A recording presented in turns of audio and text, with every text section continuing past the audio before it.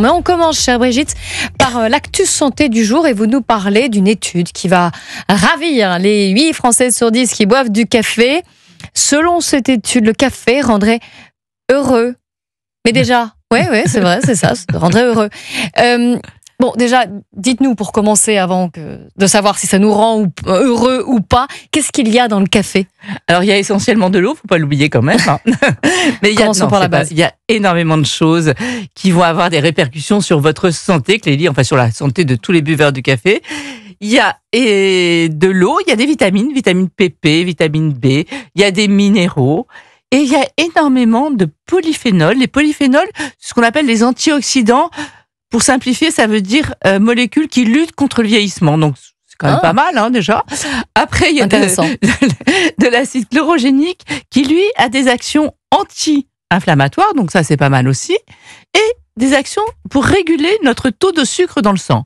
Donc, ça va avoir aussi des actions sur le diabète. Et puis, il y a bien sûr... Sauf si on sucre le café, peut-être. Oh, je dis, pas cappuccino, pas de la crème dedans, pas du lait dedans, pas de café. Du café. Mais ce qu'il y a surtout, c'est la caféine. Et ce qui nous intéresse surtout dans le café, ce sont les propriétés de la caféine. La caféine, c'est essentiellement psychostimulant. Ça vous réveille. Les gens sont pas idiots. S'ils prennent un café le matin, c'est pour être réveillé. Ça stimule la vigilance, ça augmente la concentration, ça a des actions sur le cerveau incroyables. Parce qu'en fait, les molécules de caféine, elles sont toutes petites, et elles arrivent à traverser ce qu'on appelle la barrière hémato-méningée, c'est-à-dire qu'elles arrivent dans le cerveau et elles vont comme ça agir. Notamment, il y a une substance dans le cerveau qui s'appelle l'adénosine, que l'on accumule, qui augmente tout au long de la journée pour être très importante le soir. Et c'est cette substance, l'adénosine, qui permet l'endormissement. Eh bien, la caféine, qu'est-ce qu'elle fait ? Elle pique la place des récepteurs à l'adénosine et c'est ce qui fait qu'elle empêche certains de dormir carrément. Il faut savoir qu'on n'est pas égaux devant la caféine. Certaines personnes vont boire un café à 14h et ne vont pas dormir jusqu'à minuit. D'autres personnes vont boire un café à 20h et à 21h vont dormir. On n'est pas du tout égaux dans la caféine. Ça dépend de plein de choses, du métabolisme, etc. Donc voilà. Mais ce qu'il faut comprendre, c'est que le café, il a énormément d'autres effets bénéfiques sur la santé. Il a une action sur la digestion. C'est pas très glamour ce que je vais dire, mais on sait très bien qu'après un café, le matin, on va aux toilettes, la plupart des gens vont tout de suite après le café aux toilettes. Donc ça accélère le transit. Ça agit aussi au niveau du foie, et notamment au niveau de la vésicule biliaire.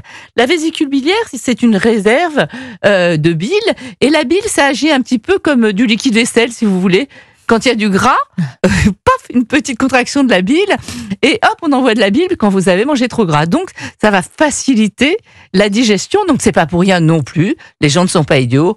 Qu'on prend un café après le repas pour bien digérer. Ensuite, ça agit sur le cœur. C'est tonicardiaque. Et dans tonicardiaque, il y a tonus. Ça a une action vraiment positive sur le cœur. C'est très important cette action. D'ailleurs, on le sent quand on en boit trop, on a même des palpitations. Hein. On sent que tout à coup, ça s'accélère un petit peu trop. Ça a une action, je le disais, sur la glycémie, grâce à ce fameux acide chlorogénique. Donc, ça va réguler votre taux de sucre dans le sang. Ça a une action sur le cerveau. Bon, on vient de le dire, c'est psychostimulant, etc., etc. Ça diminuerait, selon certaines études, les cancers de l'endomètre et du foie. Donc, c'est quand même pas négligeable. Et puis, il y a la fameuse étude qui vient de sortir il y a quelques jours. Ça stimule, ça vous rendrait heureux. Un café le matin, et je vais vous expliquer pourquoi après, mais ça rendrait heureux. Mais c'est formidable, tout mais ce vous qu'il vous rendez fait, compte ? Alors attention, c'est pour ça que je mets un bémol toujours. Vous savez que dans tous les domaines, le poison, c'est la dose. Hein ? Oui, donc un café. Alors, non, ça, pas avec le café, c'est vraiment incroyable. Le café, ça a toutes les qualités, tous les effets positifs que je viens de vous donner sur la santé, jusqu'à 400 mg de caféine par jour. 400 mg, c'est l'équivalent de 4 tasses. Je rappelle aussi que même dans le déca, il y a un peu de caféine. 10 fois moins, mais il y en a quand même un peu. Mais bref, c'est l'équivalent de 4 tasses expresso, ça peut être espresso, ça peut être café filtre, mais le café filtre est encore plus fort puisqu'il est resté plus longtemps en contact avec l'eau. Donc contrairement à ce qu'on croit, c'est plus fort un café filtre. Le café qu'on passait comme ça avec l'eau, là, c'est plus fort celui-ci que l'expresso. Hein. Donc 400 mg, en dessous de 400 mg, super effets sur la santé. au-dessus de 400 mg, tout le contraire. Donc, si vous ressentez des palpitations, une irritation digestive, vous savez, comme une acidité, etc., que vous êtes énervé, des troubles de l'humeur, etc., là, c'est peut-être, posez-vous la question, combien je bois de café par jour? C'est peut-être dû à un excès de caféine. Bon. On en revient quand même à l'actualité du jour. C'est sur cette étude. Cette étude a été faite sur des étudiants.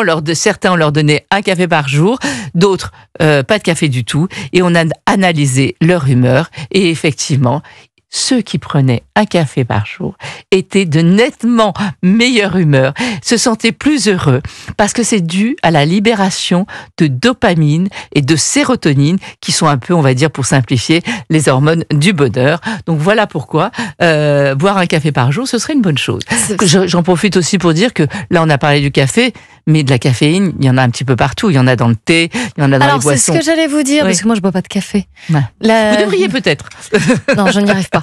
Le thé, ça marche aussi, tout ça? Alors, il y a de la caféine aussi dans le thé, un petit peu moins, mais il y en a aussi. Il y en a aussi dans les fameuses boissons rouges au cola, là.